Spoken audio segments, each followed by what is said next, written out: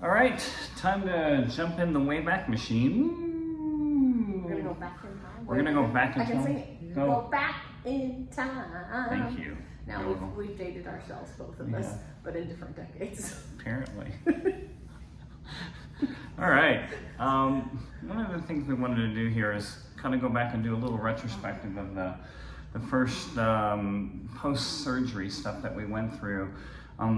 One of the reasons we're even doing this project is we didn't find a lot of information that was available about what that was like, any real experiences. So we're going to try and give that to you today, kind of looking back at the different segments of the days.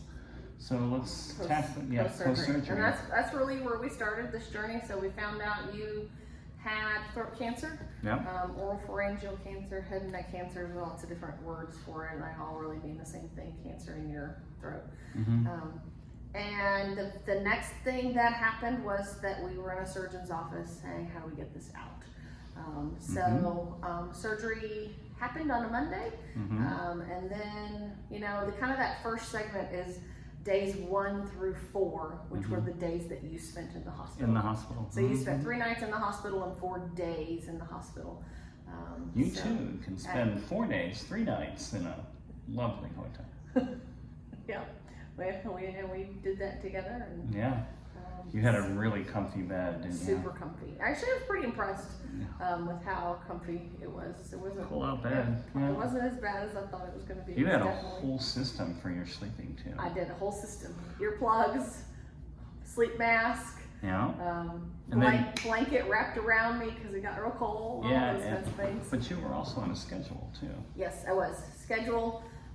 Because you know, hospitals are weird. It's kind of a time warp. You just kind of go in and you don't really know when you're gonna come out. So it was important for me to have a schedule. But what was that experience like for you? Kind of days 1 through 4. Well, I mean, I would say that I was in a lot less pain than I thought I was going to be. My pain was managed really well.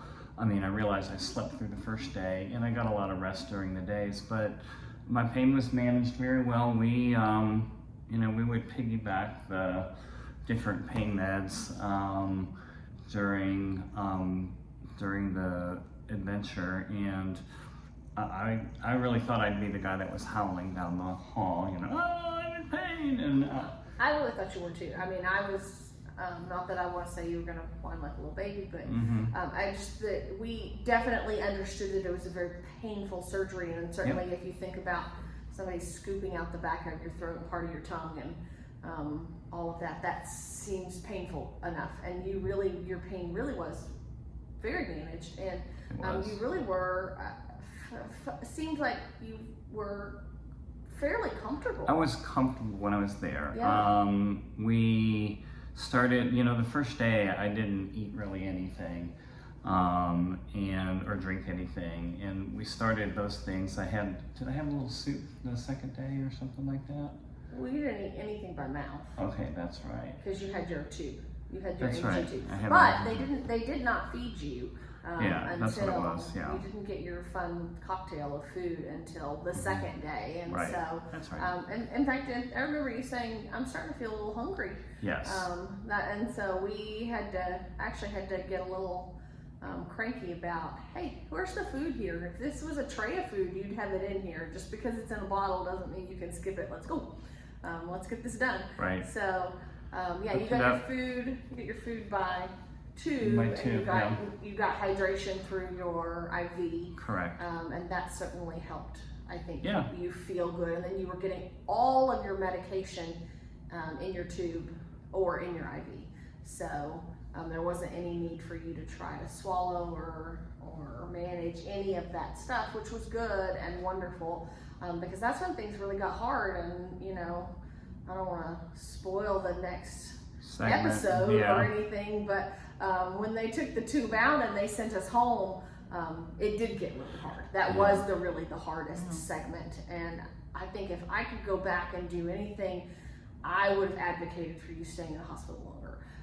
And in fact, we found out after the fact that insurance approved 7 days.